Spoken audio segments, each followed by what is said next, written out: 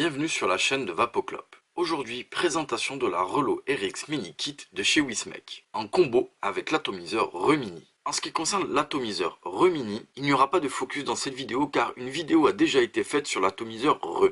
Or, quelques spécifications techniques, le Remini a exactement le même fonctionnement que l'atomiseur Re normal. Il vous suffira donc d'aller visionner cette vidéo. À l'intérieur du kit, nous trouverons la Relo RX avec l'atomiseur Remini, un sachet avec des joints toriques de remplacement, une résistance de remplacement pour l'atomiseur Remini, sachant qu'il y a déjà une montée à l'intérieur. Ici, un revêtement de remplacement pour pouvoir personnaliser sa box. Un cordon de rechargement pour pouvoir recharger sa box et éventuellement, quand la marque le mettra à disposition, upgrader le firmware de la box.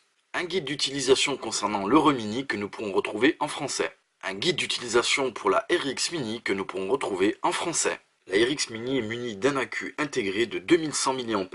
Elle est capable de faire du wattage, du bypass, du contrôle de température en Ni, Ti et stainless steel, et également le mode TCR. Il y a deux disponibles car elle est déjà upgradable, mais là, avec cette version du firmware, nous ne l'avons pas, mais si vous upgradez la box, vous pourrez avoir la fonction Preheat, qui servira à préchauffer vos coils. Elle peut aller jusqu'à une puissance de 80 watts. En ce qui concerne le contrôle de température, nous pourrons la régler entre 100 et 315 degrés Celsius ou entre 200 et 600 degrés Fahrenheit. En contrôle de température et en mode TCR, elle accepte les résistances entre 0,05 et 1,5 ohm. En wattage et en bypass, elle accepte les résistances entre 0,1 et 3,5 ohm. Elle mesure une hauteur de 5,8 cm, un diamètre au niveau ici de l'atomiseur de 3,5. Elle mesure ici au plus large 3,5 cm pour ici une profondeur de 4,4 cm. En son sommet, nous trouverons ici une connexion type 510 avec pin sur ressort. Nous avons sur les côtés des trous de dégazage en cas de problème avec l'accumulateur intégré. En façade, nous avons le bouton Fire, l'écran et la connexion micro USB afin de recharger ou éventuellement d'upgrader le firmware de la box. Sous la box, nous avons également des trous de dégazage, le bouton plus, le bouton moins, et ici un bouton Reset. Pour pouvoir allumer ou éteindre la box, je vais cliquer 5 fois rapidement sur le bouton Fire et la box démarre. Pour l'éteindre, je vais réitérer la même opération. Nous pourrons, à l'aide du bouton Fire et du bouton ici en dessous sur la gauche, appuyer simultanément sur les deux, ce qui aura pour effet d'activer ou de désactiver le mode style. Le mode style est le mode furtif. Quand vous appuierez sur le bouton Fire, si le mode style est activé, l'écran ne s'allumera pas et s'il est désactivé, l'écran s'allumera.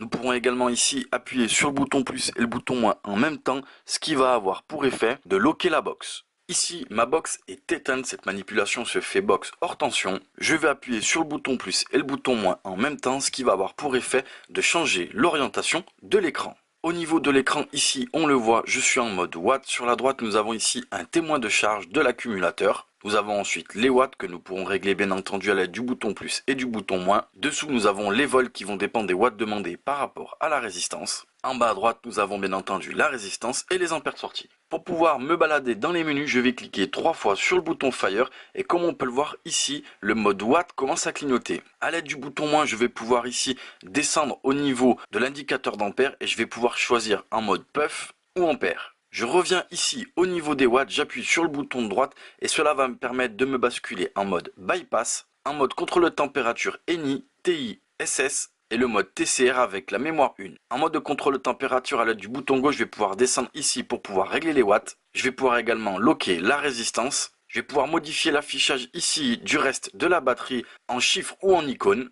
Pour régler la température, je valide mon mode et ici je vais pouvoir bien entendu monter les degrés Celsius ou Fahrenheit. Box allumée, je vais pouvoir appuyer sur le bouton Fire et le bouton plus pour pouvoir activer ou non le logo. Pour pouvoir régler le menu TCR, je vais devoir éteindre ma box et rester appuyé sur le bouton Fire et le bouton de droite pendant de longues secondes, ce qui va me permettre ici d'afficher les mémoires 1, mémoire 2, mémoire 3 et je vais pouvoir à l'aide des boutons plus et boutons moins modifier le coefficient de chauffe de mes résistances. Box éteinte, je vais pouvoir appuyer sur le bouton Fire et le bouton de gauche en même temps, rester appuyé pendant de longues secondes et cela va m'afficher ce qu'il me reste en termes de tension dans ma batterie. Quand vous montrez un nouvel atomiseur sur la box, elle vous demandera si c'est une nouvelle résistance ou la même. Il vous suffira de répondre oui ou non par le bouton gauche et le bouton droit. Cette box a bien entendu toutes les protections qu'on attend d'une box de nos jours.